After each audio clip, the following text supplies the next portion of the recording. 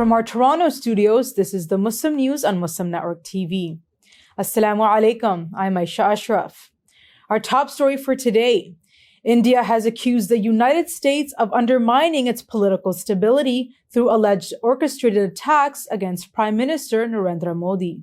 The claim by India's ruling Bharatiya Janata Party, or BJP, points to the Organized Crime and Corruption Reporting Project, or OCCRP, that is reportedly funded by U.S. aid and figures such as George Soros. The controversy stems from a French investigative report that connected OCCRP with U.S. funding.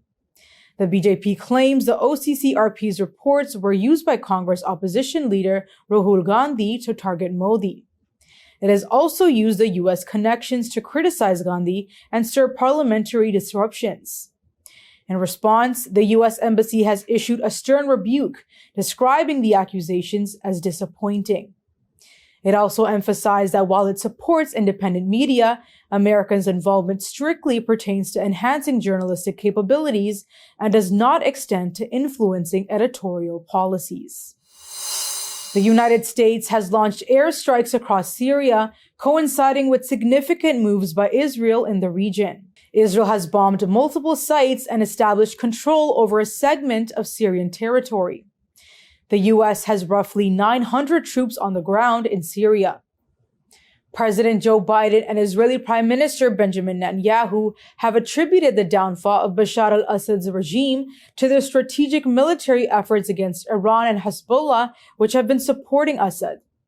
Analysts say Biden now faces the complex task of shaping U.S. policy toward the primary armed faction responsible for overthrowing Assad.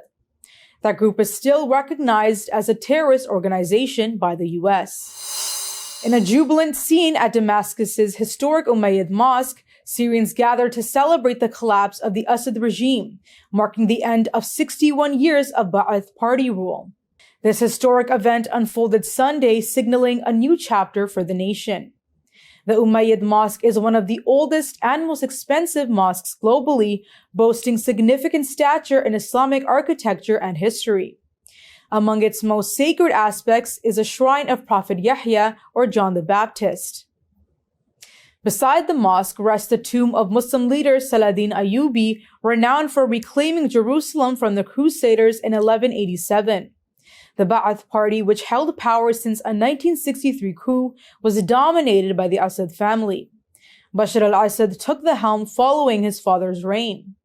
Meanwhile, Syria TV, an outlet of the New Arab, reports Mohammed al-Bashir has been named the new prime minister to head the next Syrian government during the transition.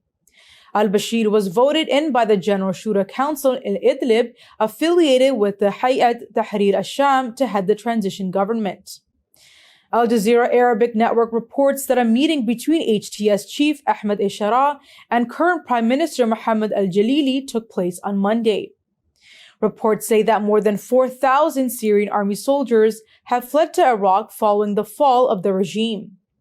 Meanwhile, relatives of forcibly disappeared people in Syria are searching for loved ones at the notorious Sidnaya prison in Damascus. Powerful images have emerged showing Syrians, including women and children, being freed from prisons nationwide. Nearly 1 million displaced Palestinians in war-torn Gaza are at risk of extreme cold and rain this winter. The UN Agency for Palestine Refugees, or UNRWA, has called for protection of displaced people from the rain and cold in Gaza. The agency said 945,000 people are at risk of exposure this winter. UNRWA said the human cost of the war is unbearable, reiterating its call for an immediate ceasefire in Israel's genocide in Gaza to prevent further suffering. Free Palestine supporters gathered in New York City on Saturday to protest outside a hotel where former Israeli Defense Minister Yoav Gallant reportedly was staying. Chanting slogans and holding banners, demonstrators expressed opposition to Gallant's policies and actions during his tenure, advocating for Palestinian rights and justice. The International Criminal Court issued arrest warrants on November 21st for Gallant for alleged war crimes and crimes against humanity in Israel's genocide in Gaza. CIA analyst Asif Rahman accused of leaking Israeli strike plans on Iran. Details come after the break. Stay tuned and we will be right back.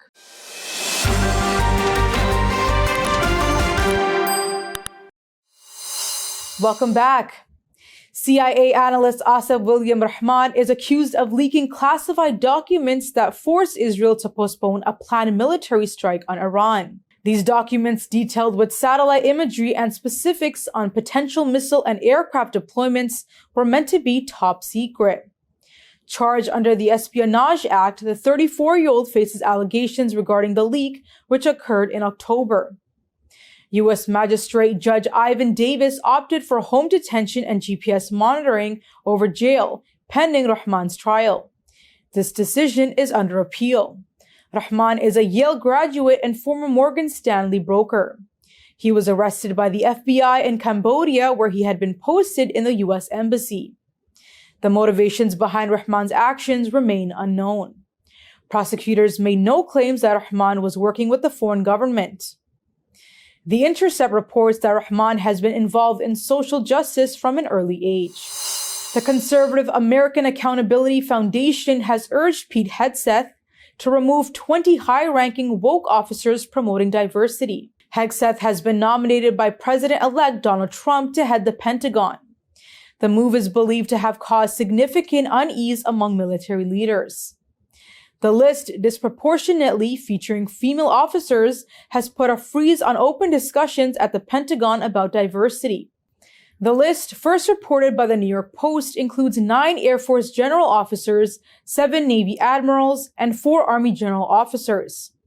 8 of those 20 are women, even though only 17% of the military is female. Tom Jones of the foundation argues these officers, who openly have supported diversity and inclusion policies, are undermining military effectiveness. Former Defense Secretary Chuck Hagel warns that targeting these officers could severely harm morale and focus within the ranks. The controversy comes amid Hegseth's contentious nomination process, overshadowed by personal allegations and his stance on diversity programs. In a move aimed at shielding prominent critics of President-elect Donald Trump from possible legal retribution, President Joe Biden is considering preemptive pardons.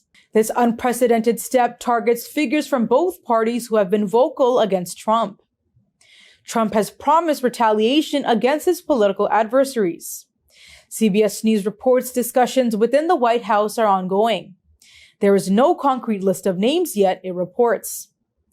Among those potentially covered are Dr. Anthony Fauci, who led the country's response to the COVID-19 pandemic, and retired General Mark A. Milley, who openly criticized Trump. The scope of these pardons could extend to Democratic and Republican lawmakers involved in Trump's impeachment trials. These include Senator-elect Adam Schiff and former Congresswoman Liz Cheney. The move has sparked a debate among Democrats, balancing the implications of guilt against protecting individuals from unfounded legal challenges. In related news, President-elect Donald Trump has vowed to pardon supporters convicted in the January 6th Capitol riots on his first day back in office.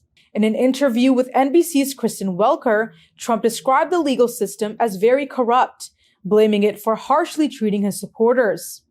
He hinted at possible exceptions for those who assaulted police officers, but dismissed the severity of their actions, claiming they were left with no choice. Trump also reaffirmed his plans for mass deportations and imposing tariffs, which could increase living costs for Americans. Despite criticism, Trump defends his stance on not breaking up families with mixed immigration statuses by suggesting deportation of entire families. Trump continues to deny his 2020 electoral defeat to President Joe Biden, while signaling harsh penalties for political adversaries, even suggesting jail for some involved in investigating him. More than 1,250 people have been convicted or pleaded guilty in the January 6th attack on the U.S. Capitol. At least 645 people have been sentenced to serve some prison time, ranging from a few days to 22 years. A federal court has upheld a law that could see TikTok banned in the U.S. unless it finds an American buyer by January 19. Passed by Congress and signed by President Joe Biden, the law targets the Chinese-owned social media giant to mitigate concerns over data security. The unanimous decision emphasizes significant repercussions for TikTok's vast user base, potentially forcing millions to seek alternative communication channels. TikTok plans to challenge the ruling at the Supreme Court and seek an injunction for continued operation. President-elect Donald Trump could extend the divestiture deadline by 90 days depending on progress. TikTok has contested the constitutionality of the mandate, arguing it violates free speech rights while asserting its independence from Chinese data practices. Republican lawmakers are considering cuts to Social Security and other federal programs following discussions with billionaires Elon Musk and Vivek Ramaswamy. They recently were appointed by President-elect Donald Trump to a new commission aimed at reducing federal expenditures. Despite previous assurances to protect Social Security, GOP members, including Representative Ralph Norman, hinted that nothing is sacrosanct, signaling potential reductions. The move comes after Musk and Ramaswamy's visit to Capitol Hill, where they emphasized the need to examine all federal spending, including entitlement programs such as Medicare and Medicaid. Critics, including Senate Budget Committee Chairman Sheldon Whitehouse, have slammed the plan as favoring wealthy interests at the expense of Social Security beneficiaries. At least 6 Pakistani soldiers and 22 Taliban were killed in a clash and 2 military operations in northwestern Pakistan. The Pakistan Army's media wing said the clash occurred in Hangu district, while security forces conducted military operations in North Waziristan and Tank districts of Khyber Pakhtunkhwa province. Security forces foiled an attack on a security post in the Talib area of Hangu district, killing 3 Taliban militants. In another operation, at least 10 were killed in the North Waziristan tribal district, the statement said. At least 245 people, including 68 security personnel, were killed in November in attacks and clashes across Pakistan. Fatalities included 127 suspected terrorists and 50 civilians, according to data released by the Pakistan Institute for Conflict and Security Studies.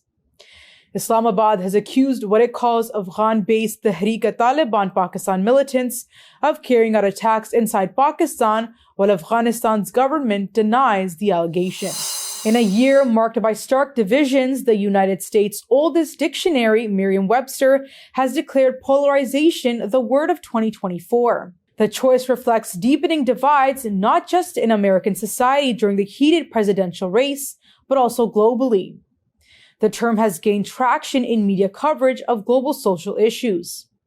Merriam-Webster defines polarization as the clustering of opinions at extreme opposites within a group or society.